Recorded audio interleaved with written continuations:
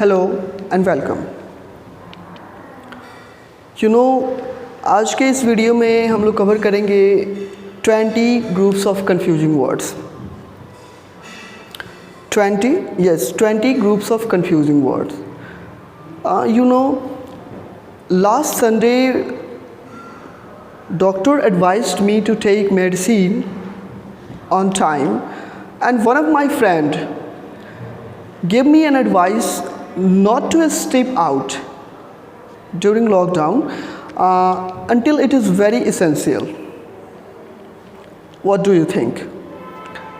I have used the same word in these two sentences. If you are thinking so, then you are absolutely wrong. I have not used the same word in these two sentences. मैंने इस दोनों sentence में same word को use नहीं किया है। मैंने first sentence में यूज़ किया एडवाइस एंड सेकेंड सेंटेंस में advice. This two words are different, slightly different in pronunciation and in spelling. ये दोनों के दोनों वर्ड्स जो है ना, ये डिफरेंट हैं, बस थोड़ा सा डिफरेंट है अपने स्पेलिंग में और अपने प्रोनाउंसिएशन में, but they are quite different in their meaning. अपने मीनिंग में तो ये बिल्कुल ही डिफरेंट हैं। सो इस तरह के वर्ड्स जो है ना, कंफ्यूजिंग वर्ड्स जिनके प्रोनाउंसिएशन सेम होते हैं या फिर उनके स्पेलिंग भी सेम हो जाते हैं, है ना, इस तरह के वर्ड्स जो है कवर किए जाएंगे। इन वर्ड्स के जो मीनिंग होते हैं वो सेम नहीं होते हैं। But before that, if you still have not subscribe my channel, go and subscribe my channel, share it with your friends and do watch the video till the last second. ऐसा होता है ना कि बहुत से जो स्टूडेंट्स हैं वो क्या करते हैं, वीडियो पे क्लिक किए और वीडियो को थोड़ा बहुत एक दो पॉइंट्स देखेंगे और फिर उसके बाद क्या कर देंगे, उसको स्किप कर देंगे, फिर नेक्स्ट वीडियो को देखते हैं। किसी भी वीडियो को I am not telling you to only watch my video till the last second. मैं ये नहीं कहता हूँ कि मेरा ही वीडियो लास्ट सेकेंड तक देखो। हर वीडियो, जितने भी वीडियोज़ यूट्यूब पे हैं एजुकेशन से रिलेटेड या फिर जो भी आपके हैबिट्स हैं, जो आपका मतलब जो फील्ड है, उस फील्ड से रिलेटेड कोई भी वीडियो अगर यूट्यूब पे अपलोड हो रहा है तो उसको लास्ट तक देखो। उसमें कुछ ना कुछ पॉइंट्स आपको मिल ही जाएंगे, है ना, यूनिक पॉइंट्स मिलेंगे, ज़रूर मिलेंगे। सो इस वीडियो में हम लोग कवर करेंगे 20 ग्रुप्स ऑफ कंफ्यूजिंग वर्ड्स। अब इन कंफ्यूजिंग वर्ड्स में क्या होता है, जैसे कि इन कंफ्यूजिंग वर्ड्स का, जैसे मैं पहले की बात करूं, फर्स्ट ग्रुप की बात करूं, तो हियर यहाँ पे क्या देखोगे आप, advice and advise, advice and advice. Just hold on a moment, just for a second.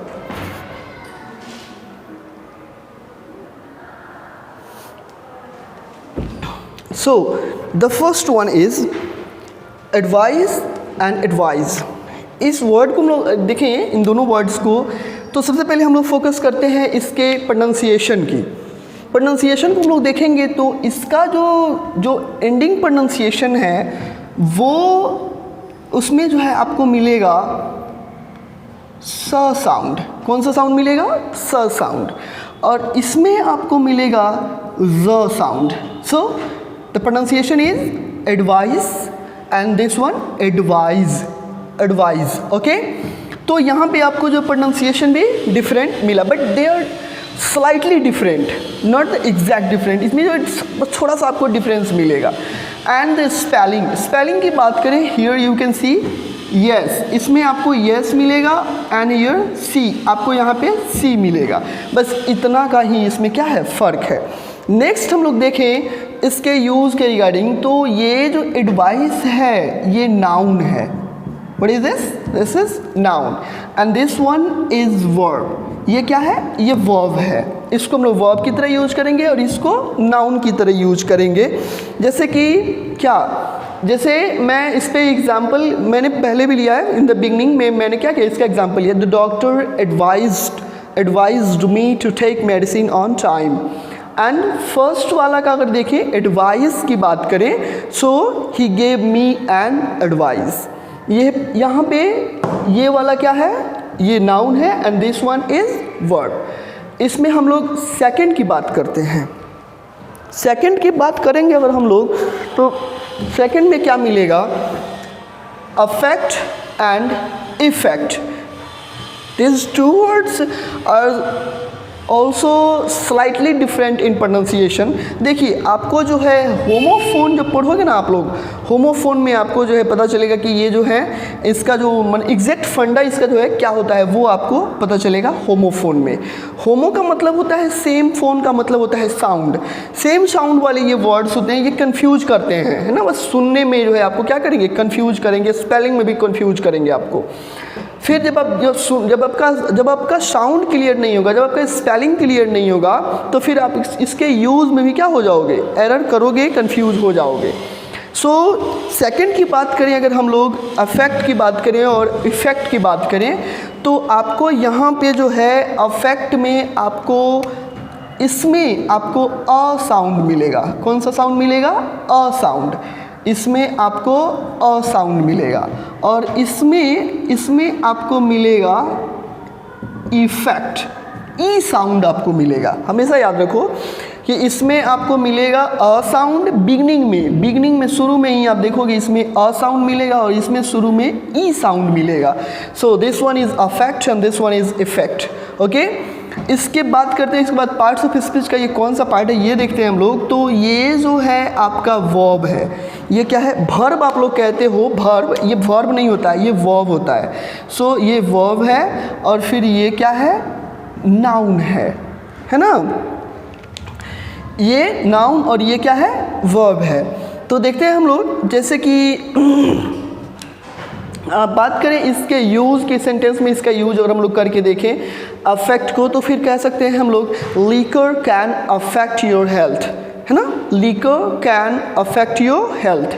तो यहाँ पे मैंने क्या किया, इसको वर्ब की तरह यूज किया। एंड इसकी बात करें तो इसका जो है क्या, इसका हम लोग कह सकते हैं it has a bad effect on our life, है ना, हम लोग का क्या है, ये हम लोग के जीवन पर इसका जो है बैड इफेक्ट होता है। तो इस तरह यहाँ पे मैंने इसका क्या यूज किया, इसका नाउन की तरह मैंने यूज किया।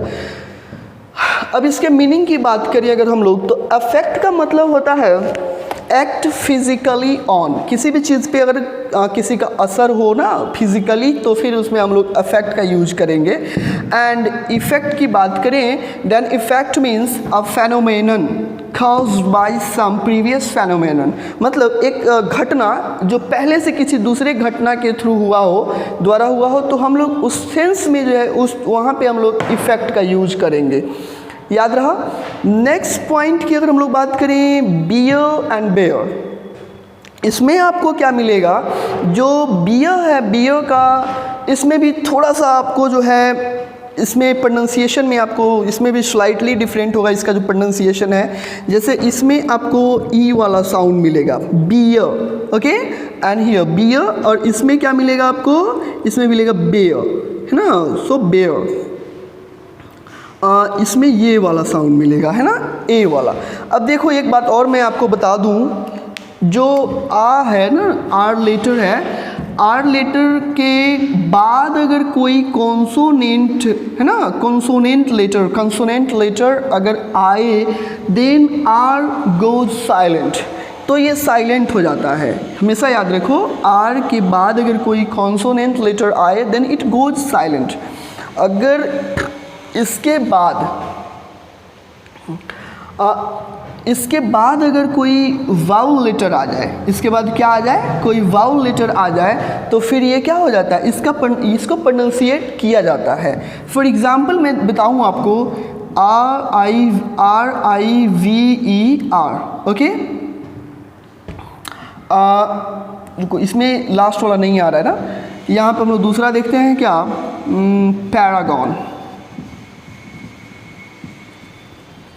देखो यहाँ पे जो आर लेटर है, इसके बाद वाउल आया, तो फिर हम वाउल लेटर आया ना, तो इसके बाद इसको हम लोग क्या कर रहे हैं, प्रोनाउंसिएट कर रहे हैं, है ना। लेकिन अगर हम लोग देखें तो जैसे कि का पेंटर, है ना, लाइक दिस। सो हियर का पेंटर, सो आर के बाद आपको कॉन्सोनेंट आया, सो यहाँ पे क्या हो जाएगा, ये जो है इसका प्रोनाउंसिएशन जो है आर का नहीं होगा, ये साइलेंट हो जाएगा। तो मैं हमेशा जो है जब भी ऐसा कुछ आता है तो मैं क्या करता हूँ, उसको प्रोनाउंसिएट नहीं करता हूँ। अगर आ के बाद कोई कॉन्सोनेंट आए तो फिर उसका प्रोनाउंसिएशन नहीं होगा, और वाउल आए तो फिर प्रोनाउंसिएशन होगा, ये हमेशा याद रखो। और कभी कभी आ के बाद कॉन्सोनेंट नहीं आएगा, आ के बाद कुछ आएगा ही नहीं, लेकिन उसके पहले क्या आ जाएगा, ये वाउल आ जाएगा, वाउल आ जाएगा, तो फिर आप तब भी जो है इसका प्रोनाउंसिएशन नहीं करोगे, ये याद रखो, वाउल लेटर आएगा। तो यहाँ पे हम लोग क्या देखते हैं, बियर का मतलब देखते हैं। Bear means to hold up और टू सपोर्ट, किसी चीज़ को अपना होल्ड अप कर, जैसे किसी भारी चीज़ को आप होल्ड करके रखे हो, रोक के रखे हो, तो फिर आप उसको क्या कहोगे, वहाँ पे बियर का यूज करोगे ना, किसी चीज़ को बर्दाश्त, जैसे कि टॉलरेंस के सेंस में जो है, टॉलरेट करने के सेंस में जो है इसका यूज कर सकते हो। और हम लोग अगर देखें बेयर का मतलब क्या होता है, सो बेयर मीन्स नेक्ड और अनकवर्ड, कोई भी चीज़ जो नंगी हो उसको हम लोग क्या, वहाँ पे हम लोग बेयर का यूज करते हैं। ओके, जैसे इसका अगर हम लोग यूज करें सेंटेंस में तो हम लोग क्या देखेंगे, बियर का, the manager refused to bear the hotel bills, मतलब जो मैनेजर था ना, हम लोग कंपनी का मैनेजर, वो होटल का बिल क्या कर दिया, रिफ्यूज कर दिया, वो पे करने से मना कर दिया, वो इनकार कर गया कि वो जो है नहीं करेगा, उसका बिल पे नहीं करेगा। And bare means she likes walking with bare feet, वो ना नंगी पाँव जो है क्या टहलना पसंद करती है। यहाँ पे इसका सेंस ये होगा। बात करते हैं हम लोग नेक्स्ट पॉइंट की, फादर एंड नेक्स्ट फादर, है ना, फादर एंड नेक्स्ट फर्दर। अभी जो फादर है ना, फादर, इसका जो सेंस है वो फादर से मिलता जुलता है ना, तो वो ऐसा नहीं है, ये सेम टू सेम उसी का प्रोनाउंसिएशन जैसे इसका ही प्रोनाउंसिएशन है। सो इट इज़ फादर न, इसका फार्दर नहीं कहोगे, फार्दर ऐसा कुछ नहीं कहोगे, it is farther and next father. Okay, तो इसके मीनिंग की बात करें अगर हम लोग, so father means physical distance. अगर हमें किसी चीज़ का ना डिस्टेंस अगर फिजिकली बताना है, फिजिकल डिस्टेंस बताना है, then in that case we should use father. Far है ना, फार का मतलब जो है फिजिकल डिस्टेंस को इंडिकेट करने के लिए किया जाता है। So in that case we should use father. Okay, and further यहाँ पे क्या है, इसका मीनिंग होता है इम्प्लाइज मोर एब्स्ट्रैक्ट सिचुएशन। ये क्या होता है कि एब्स्ट्रैक्ट, ये भी एब्स्ट्रैक्ट सिचुएशन को बताता है। जैसे आप जो है किसी चीज़ के बारे में और ज़्यादा जानना चाहते हैं, किसी चीज़ जैसे कि नॉलेज को और गेन करना चाहते हैं, और ज़्यादा स्टडी करना चाहते हैं, फर्दर स्टडी कहते हैं, not farther study. Farther study नहीं कहेंगे, फर्दर स्टडी कहेंगे, फर्दर इंफॉर्मेशन कहेंगे, फार्दर इंफॉर्मेशन ऐसा कुछ नहीं कहेंगे, ये गलत हो जाएगा। हमेशा याद रखो, फार्दर मीन्स फिजिकल डिस्टेंस को इंडिकेट किया जाता है, and further means implies more abstract situation, है ना। नेक्स्ट बात करते हैं हम लोग नेक्स्ट पॉइंट की, तो यहाँ पे आएगा आपको resign and here resign. Okay, so यहाँ पे प्रोनाउंसिएशन की बात करें सबसे पहले तो हम लोग को यहाँ पे मिलेगा ज साउंड, ज साउंड। ये मत समझना कि ये जेड साउंड है, जेड साउंड नहीं, इट इज़ ज साउंड। एंड हियर यहाँ पे अगर हम लोग देखेंगे तो यहाँ पे हमको मिलेगा श साउंड मिलेगा। So resign, resign and resign. Okay, अब देखो जो हाइफन वाला है, हाइफन वाला है ना, इसको हम लोग स से प्रोनाउंसिएट करेंगे रिसाइन, एंड जो विदाउट हाइफन है उसका हम लोग क्या करेंगे, ज साउंड से प्रोनाउंसिएट करेंगे, लाइक रिजाइन। Okay, resign. अब ये दोनों के दोनों क्या है, इसमें स्पेलिंग में कोई डिफरेंस नहीं है, बस इसमें एक क्या है, पंक्चुएशन का डिफरेंस है। दोनों के दोनों वर्ब हैं, ये क्या है, ये भी वर्ब है और ये भी वर्ब है। इन दोनों का मतलब क्या होता है, जैसे मीनिंग देखेंगे हम लोग तो रिज़ाइन का मतलब होता है टू क्विट अ जॉब। अगर आप किसी जॉब को, है ना, क्या कर रहे हो, आप उसको छोड़ रहे हो, उससे बाहर निकल रहे हो, नहीं अब मुझे नहीं करना है, in that case we should use resign. Okay, and resign का मतलब होता है टू साइन अ जॉब और कॉन्ट्रैक्ट अगेन। अगर आप किसी चीज़, किसी जॉब को, किसी कॉन्ट्रैक्ट को या फिर किसी चीज़ को दोबारा आप साइन कर रहे हो, सो हम लोग वहाँ पे क्या यूज करेंगे, then we will use resign. Okay, next हम लोगों का है एशे, एसे एंड एसेस। ओके, यहाँ पे अ वाला साउंड आएगा, यहाँ पे ए वाला साउंड आएगा और यहाँ पे भी ए वाला साउंड आएगा। ओके, लाइक एसेस से मतलब असेसमेंट होता है, ऐसे असेसमेंट वाला ये है एसेस। अब हम लोग मीनिंग की बात करें अगर हम लोग, तो एशे means a substance that is undergoing an analysis of its components। मतलब कोई भी सब्सटेंस, कोई पदार्थ हो, अगर उसके कंपोनेंट्स, उसमें जितने भी उसके कंपोनेंट्स होते हैं, उस कंपोनेंट्स के अगर उसको एनालाइज किया जा रहा है तो वहाँ पे हम लोग यूज करते हैं ऐसे का यूज करते हैं, ऐसे। और यहाँ पे हम लोग को ऐसे की बात करें तो ऐसे में क्या होता है, एन, इसका मीनिंग होता है एन एनालिटिक और इंटरप्रेटिव लिटरेरी कंपोजिशन। कोई भी लिटरेरी कंपोजिशन जो किसी चीज़ का एनालिसिस हो, डिस्क्रिप्शन हो, है ना, या फिर किसी चीज़ का क्या बोलते हैं, इंटरप्रेटिव कंपोजिशन हो, तो उसको हम कहते हैं ऐसे कहते हैं। What do we call it? We call it ऐसे। Okay, talking about the next one, access. Access का मतलब क्या होता है? एसेस से ही असेसमेंट बना है। अब असेसमेंट का मतलब इवेलुएट और estimate the nature, quality, ability और सिग्निफिकेंस। किसी भी चीज़ के नेचर को, किसी भी चीज़ के क्वालिटी को, किसी भी चीज़ के सिग्निफिकेंस को, एबिलिटी को अगर आप एस्टिमेट कर रहे हो, मूल्यांकित कर रहे हो उसको, तो उसको हम लोग कहते हैं एसेस कहते हैं। सो ये थे 3 groups of confusing words.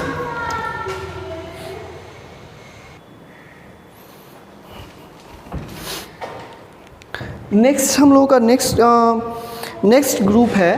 Next group क्या है? Air and air. यहाँ पे साउंड का समझना आप लोग, इसको हेयर कभी मत पढ़ना, है ना, इसको हेयर नहीं पढ़ना है, इसको एयर ही पढ़ना, air, and this one is also air. अब इसमें है क्या, इसका प्रोनाउंसिएशन एकदम ये क्या है, ये थोड़ा भी इसमें डिफरेंट नहीं होता है, एकदम सेम होता है। अब देखो, ये दोनों के दोनों नाउन हैं। Air means a mixture of gases required for breathing. जैसे कि गैस, बहुत सारे गैस का मिक्सचर जो होता है ना, जो हम लोग सांस लेते हैं ना, सांस लेने के लिए जो हम लोग जिसकी ज़रूरत होती है उसको हम लोग क्या कहते हैं? एयर कहते हैं। और हेयर की बात करें, हेयर जो आप कहोगे, सॉरी, इसको एयर कहते हैं। क्या कहते हैं हम लोग? इसको एयर। सो एयर की बात करें अगर हम लोग, तो एयर का मतलब होता है उत्तराधिकारी। जैसे किसी राजा का नहीं होता है कि जो अगला जो सक्सेसर है ना, जो उसके सिंहासन पे राजा के बाद जो बैठेगा, उसको हम लोग कहते हैं एयर। तो इसका मीनिंग होता है a person who inherit the state of another. मतलब कि कोई भी पर्सन जो किसी दूसरे के स्टेट को, किसी दूसरे के जागीर को ना, वो क्या करता है, वो ग्रहण करता है, तो उसको हम लोग एयर कहते हैं। Talking about the next group, opposite and opposite. समझना यहाँ पे, दिस वन इज अपोजिट। इसका जो प्रोनाउंसिएशन है, बिगनिंग प्रोनाउंसिएशन, तो बिगनिंग प्रोनाउंसिएशन में, इसके बिगनिंग प्रोनाउंसिएशन में आएगा opposite. It is opposite. Okay, and इसका जो बिगनिंग प्रोनाउंसिएशन होगा वो होगा ऑपोजिट, ऑपोजिट। ओके, तो याद रखो, बस इसमें यही फ़र्क है। जो देखो, जो भी जिनका भी प्रोनाउंसिएशन बेहतर होगा ना, वो इंग्लिश अगर बोलेंगे तो उनके इंग्लिश बोलने पर, अगर उनके इंग्लिश को आप सुनते हो तो फिर आपको प्रॉब्लम नहीं होगी। लेकिन जिनका प्रोनाउंसिएशन बेहतर नहीं होगा, परफेक्ट नहीं होगा, तो फिर वो बोलेंगे तो फिर दिक्कत होगा, फिर आपको सुनने में जैसे कि मान लो इसको भी अपोजिट ही पढ़े, इसको भी अपोजिट ही पढ़े, तो फिर प्रॉब्लम हो रहा है ना, क्या समझेंगे? कोई भी सामने वाला बंदा समझ नहीं पाएगा कि क्या बोल रहे हैं। सो हमें इसका सबसे पहले हमें क्या सीखना चाहिए?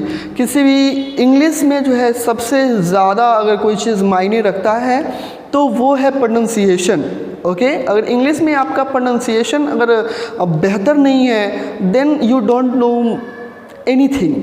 आप कुछ भी नहीं जानते हो, you know nothing in English, आप इंग्लिश में कुछ भी नहीं जानते हो, बस ये वर्ड मीनिंग याद कर लेना, ग्रामर के 2-4 रूल याद कर लेना, ये बड़ी बात नहीं है। बात यहाँ पे ये है कि आपका प्रोनाउंसिएशन कैसा है, वो सबसे बड़ी बात होती है। So once again this one is apposite and this one is opposite. समझो, अपोजिट मीन्स बीइंग एप्रोप्रिएट, ये दोनों के दोनों एडजेक्टिव हैं। एडजेक्टिव, ये देखो आप लोगों को मैं बताऊं, ADJECTIVE, तो इसको जो है ना, इसको 99% जो होते हैं ना 99% जो इंग्लिश पढ़ने वाले हैं वो लोग इसको क्या प्रोनाउंसिएट, एडजेक्टिव पढ़ते हैं। इसको क्या पढ़ते हैं, एडजेक्टिव। जरा सोचो, ये एडजेक्टिव है। In this word, D goes silent. D goes silent. So it is pronunciated. It is exactly and precisely pronunciated as adjective, not adjective. Okay? सबसे पहले आप pronunciation पे फोकस करो, हमेशा उसको 2-4 बार 5 बार बोलने की कोशिश करो, तब समझ में आएगा आपको ना। ऐसे किसी तरह बोल देना ये कोई अच्छी बात नहीं है, इंग्लिश का जो हाथ पैर तोड़ने के बराबर है। So this one is adjective. तो ये जो अपोजिट एंड ऑपोजिट हैं, ये दोनों के दोनों एडजेक्टिव हैं। बात करते हैं इसके मीनिंग की। So the meaning of the first one is being appropriate, किसी भी चीज़ का उचित होना जो है अपोजिट कहलाता है, उसको हम लोग अपोजिट कहते हैं।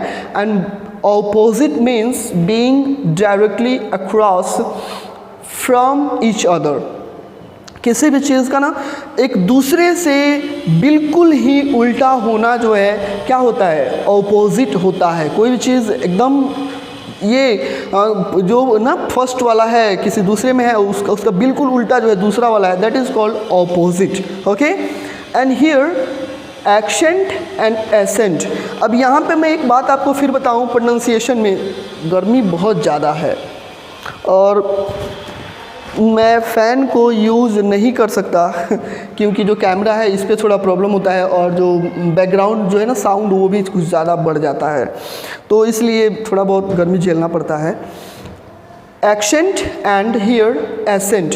अब देखो यहाँ पे क्या होता है, डबल सी, समझो आप लोग, डबल सी जब भी किसी वर्ड में आए, है ना, जनरल की बाय एंड लार्ज की तो बात कर रहा हूँ, I am talking by and large, that whenever in a word double C, अगर कभी भी डबल सी आए तो आप समझना कि उसका जो फर्स्ट वाला सी है उसका जो साउंड होगा वो क्या होगा, क साउंड होगा। ओके, एंड जो दूसरा वाला सी होगा उसका साउंड क्या होगा, श साउंड होगा, उसका साउंड क्या होगा, स साउंड होगा। सो the pronunciation of this word is accent. Okay, and इसका accent. Meaning, talking about the meaning of these two words, the first one, distinct manner of oral expression को हम लोग क्या कहते हैं, accent कहते हैं। क्या कहते हैं हम लोग, accent। हम लोगों का जो ओरल एक्सप्रेशन है, हम लोगों का जो बोलने का जो होता है ना, जो डिफरेंट जो मैनर्स होते हैं, साउंड निकालने का जो प्रोनाउंसिएशन का डिफरेंट मैनर होता है, उसको हम लोग क्या कहते हैं, एक्सेंट भी कहते हैं। और difference in pronunciation is called dialect. Different in pronunciation is called dialect. जब भी प्रोनाउंसिएशन में डिफरेंस पाया जाए तो उसको हम लोग क्या कहते हैं, डायलेक्ट कहते हैं। जैसे कि इसको अगर आप पढ़ रहे हो, गलती से अगर आप इसको पढ़ रहे हो अपोजिट, इसको भी अपोजिट, तो फिर इसको ये गलत हो गया और इसको हम लोग डायलेक्ट ही कहते हैं। सो इसका मीनिंग क्लियर है। एक्सेंट का मतलब क्या हुआ, distinct manner of oral expression, ये प्रोनाउंसिएशन से रिलेटेड ये भी है ना। और दूसरा है एसेंट मीन्स टू एग्री और एक्सप्रेस एग्रीमेंट। अगर आप किसी चीज़ के लिए सहमत हो, राजी हो, और या फिर एक्सप्रेस कर रहे हो कि हाँ मैं सहमत हूँ, है ना, तो उस सेंस में आप लोग उस सिचुएशन में आप क्या यूज करोगे, एसेंट यूज करोगे। Talking about the next one, assure, ensure and next insure।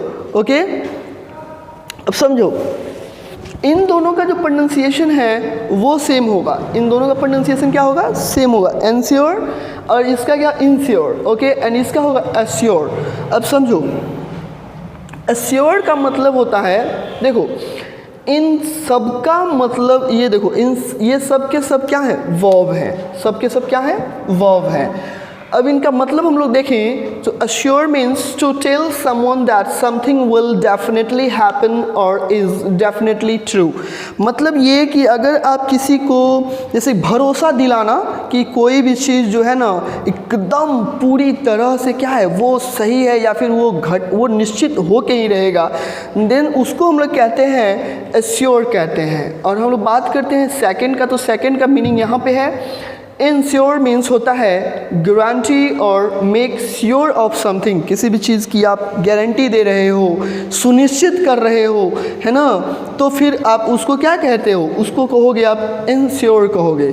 और यहाँ पे है इंश्योर की बात करें अगर हम लोग इंश्योर, तो इंश्योरेंस का नाम आप लोग सुने होंगे, है ना, जो सो गाड़ी वगैरह का इंश्योरेंस बहुत, ये इसका जो बहुत ट्रेंड है, इंश्योरेंस नहीं कराओगे तो फिर चालान भरो। तो यहाँ पे इंश्योर जो है उसी का क्या है, ओरिजिन है। इंश्योरेंस का जो ओरिजिन वर्ड क्या है, इंश्योर है।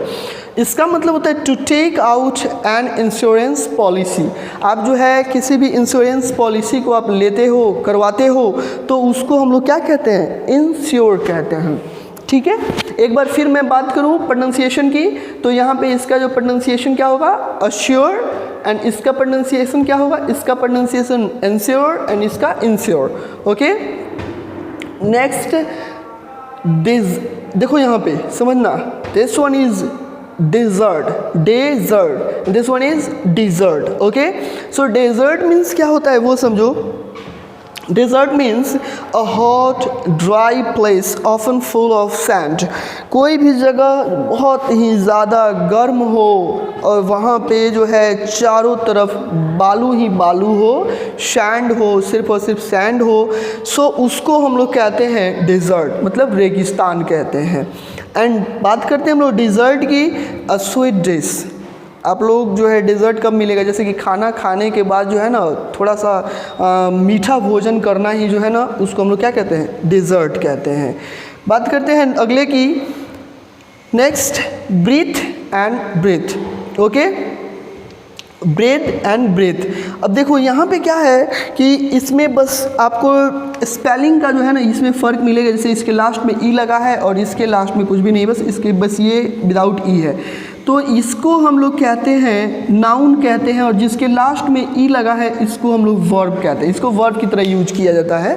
The first one is used as a noun and the second one is used as a verb. So the first one, the meaning of the first word is air that goes in और out of your lungs. देखो breath, इसका जो breathe है ना, breathe, ये breathe है और ये ब्रीथ है, याद रखो। ये इसमें थ साउंड है, इसमें द साउंड है। ओके, इसमें कौन सा साउंड आएगा, थ साउंड, ब्रीथ, और इसमें कौन सा साउंड आएगा, ब्रीथ। ओके, तो इसमें क्या होगा कि ब्रीथ का मतलब क्या, ब्रीथ का मतलब होता है एयर दैट गोज इन और आउट ऑफ योर लंग्स, मतलब जो हवा आप लेते हो ना और छोड़ते हो, है ना, उसको, उस हवा को हम लोग क्या कहते हैं, उसको हम लोग कहते हैं ब्रीथ। क्या कहते हैं, ब्रीथ, मतलब सांस कहते हैं, है ना।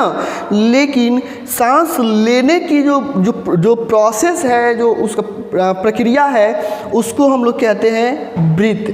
उसको क्या कहते हैं हम लोग, ब्रीथ। जैसे उसमें ई लगा होता है लास्ट में, जैसे टू इनहेल और एक्सहेल, अब सांस लेना और छोड़ना, the process is called breathing, the process is called breathing. याद रखो कि ये जो है इसके क्या है, मेजर डिफरेंस हैं।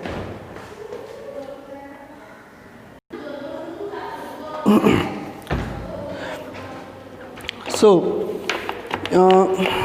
here our next group is capital and capital। इसमें आपको समझना है, पहले तो ये दोनों के दोनों नाउन है, दोनों के दोनों क्या है, नाउन है, और नाउन के साथ साथ इसमें बस स्पेलिंग में जो है ना आपको स्लाइटली डिफरेंस आपको मिलेगा, जैसे कि ओ यहाँ पे है और यहाँ पे ए है। अब देखते हैं इसके मीनिंग की, मीनिंग जब देखेंगे तो ज़्यादा समझ में आएगा और जल्द से जल्द समझ में आएगा। अब इतना सारा मैंने अभी आप लोगों को ये पढ़ाया, कंफ्यूजिंग वर्ड्स पढ़ाया, आपको समझ में, मुझे उम्मीद है कि आपको ये बेहतर ढंग से समझ में आ रहा है। तो समझ में आ रहा है तो फिर जाओ जाके लाइक करो यार, कम से कम लाइक कर दो इसको।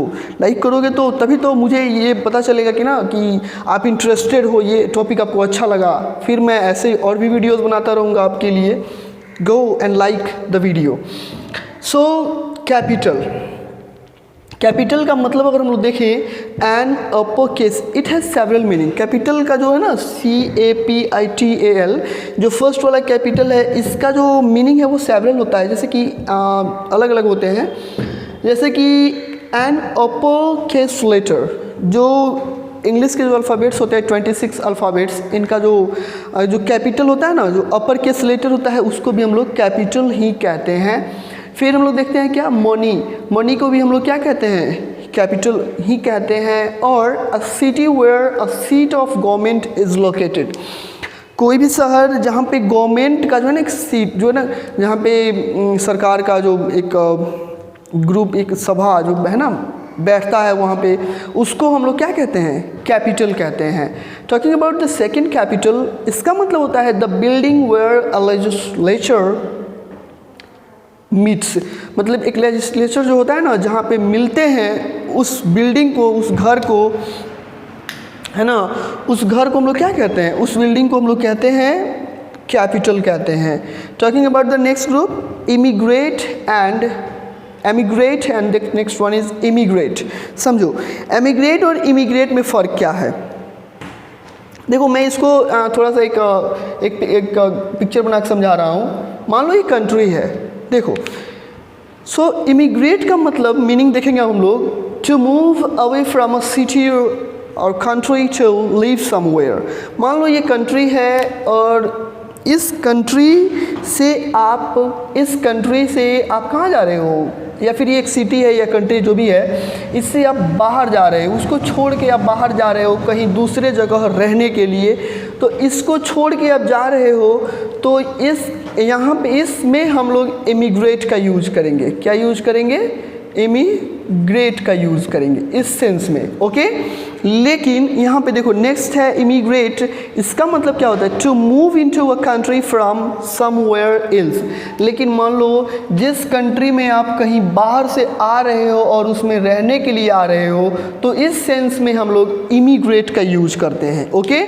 मतलब अगर आप जैसे कि सेपरेशन का सेंस होगा, अगर आप किसी कंट्री को छोड़ के जा रहे हो तो उस सेंस में आप क्या यूज करोगे, इमिग्रेट का यूज करोगे। लेकिन आप किसी कंट्री में रहने के लिए आ रहे हो तो वहाँ पे इमिग्रेट का यूज करोगे, आई वाला, मतलब छोड़ने के सेंस में ये वाला यूज करो, और फिर उस किसी कंट्री में आने के सेंस में ये वाला यूज करो, okay. Next one is principal and principle, okay. अब ये देखो, ये तो एकदम इसका जो प्रोनाउंसिएशन और स्पेलिंग, प्रोनाउंसिएशन बस सेम है, इसका स्पेलिंग और मीनिंग एकदम बिल्कुल डिफरेंट है। जैसे स्पेलिंग में देखो PAL और यहाँ पे PLE है ना, तो देखो क्या इसका मीनिंग देखो, ये तो दोनों, ये नाउन है और ये भी नाउन ही है, दोनों के दोनों नाउन है, समझो। A person in charge of a school और ऑर्गेनाइजेशन, किसी भी ऑर्गेनाइजेशन का, किसी भी स्कूल का जो इंचार्ज होते हैं ना, उनको हम कहते हैं प्रिंसिपल। क्या कहते हैं, प्रिंसिपल कहते हैं। जिनको अधिकार मिलाता है, जिसका मतलब पूरे ऑर्गेनाइजेशन का या फिर किसी स्कूल का जिनको चार्ज मिला रहता है, उसको हम लोग कहते हैं, उनको क्या कहेंगे, हम लोग कहेंगे प्रिंसिपल। बट प्रिंसिपल ये सेकंड वाला जो है, इसका मतलब देखेंगे हम लोग फर्मली हेल्ड बिलीफ और आइडिया। कोई भी विचार हो, कोई भी आइडिया हो या फिर कोई भी बिलीफ हो, अगर उस चीज़ को पूरी शक्ति के साथ जो है ना उसको परख लिया गया है, फिर उसको हम लोग क्या कहते हैं, प्रिंसिपल ही कहते हैं, है ना। ये वाला हम लोग क्या कहेंगे, उसको प्रिंसिपल कहेंगे, ओके। एंड इसको क्या कहेंगे, किसी स्कूल या ऑर्गेनाइजेशन के इंचार्ज को ना हम लोग, जो जिनके हाथ में पूरे स्कूल का या फिर किसी ऑर्गेनाइजेशन का पूरा प्रभार हो, उनको हम लोग प्रिंसिपल PAL प्रिंसिपल कहेंगे। नेक्स्ट हम लोगों का क्या है, स्टेशनरी एंड स्टेशनरी। अब यहाँ देखो क्या है इसमें फ़र्क, इसमें बस फ़र्क इतना है, इसके स्पेलिंग में इसमें A लगा है और इसमें E लगा है, समझो। ये दोनों, ये जो है ये नाउन है और ये एडजेक्टिव है। ये क्या है, एडजेक्टिव हैं। तो देखो यहाँ पे क्या होगा, स्टेशनरी का मतलब, इसका मतलब क्या होता है, मीन्स अनमूविंग, सॉरी ये वाला एडजेक्टिव है ना, sorry this one is adjective and this one is noun, okay, ये वाला एडजेक्टिव और वो वाला नाउन। तो यहाँ पे इसका मतलब क्या होता है, मीन्स अनमूविंग, कोई भी ऑब्जेक्ट वो मूव नहीं कर रहा है, एकदम रुका हुआ है, स्थिर है, तो उसको हम लोग स्टेशनरी, ये वाला ए वाला जो है ना, हम लोग यूज करेंगे उसके लिए, ओके। जैसे कि कोई भी ऑब्जेक्ट रुका हुआ है तो फिर क्या कहेंगे, the object is in stationary mode, है ना, वो रुका हुआ है, स्थिर है। और इस स्टेशनरी का मतलब क्या होता है, refers to a letter writing materials and specially to high quality paper. कोई भी लेटर मतलब लेखन सामग्री, लिखने पढ़ने की जो सामग्री होती है ना, जो जितने भी आइटम्स होते हैं उन सबको हम लोग स्टेशनरी कहते हैं, ओके।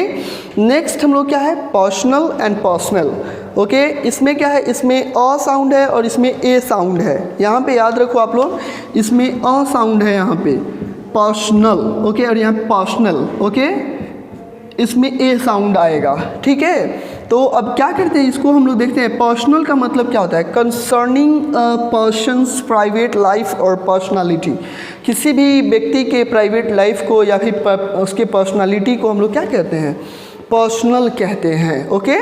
जो उसके प्राइवेट लाइफ या फिर उसके पर्सनालिटी से रिलेटेड हो उसको हम लोग क्या कहेंगे, पर्सनल कहेंगे। या फिर नेक्स्ट हम लोग क्या है, पर्सनल। इस पर्सनल का मतलब क्या होता है, अ ग्रुप ऑफ पीपल, एक लोगों का क्या होता है, एक समूह होता है लोगों का, विलिंग टू ओबे ऑर्डर, किसी भी ऑर्डर को मानने के लिए क्या होता है, वो लोग खुद से मतलब अपने स्वेच्छा से वो लोग क्या होते हैं, एग्री होते हैं कि हम लोग किसी के ऑर्डर को मानेंगे किसी काम के लिए ना, तो फिर उस ग्रुप को हम लोग क्या कहते हैं, पर्सनल कहते हैं, okay. So these are all about today's lesson, and at the last of this video